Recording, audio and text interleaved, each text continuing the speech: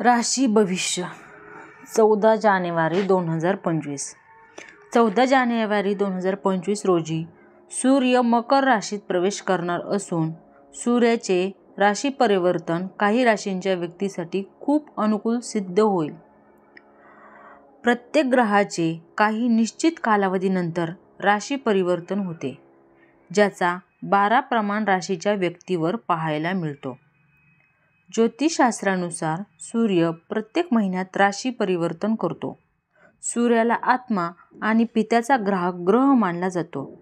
ज्या व्यक्तीच्या कुंडलीत सूर्य मजबूत असतो त्या व्यक्तीला आयुष्यात भरपूर यश, सुख, समाधान मिळते.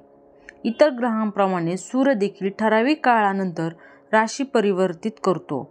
सूर्याच्या परिवर्तनामुळे 12 राशींच्या व्यक्तीच्या आयुष्यमानात विविध बदल आपोआप पाहायला मिळतात.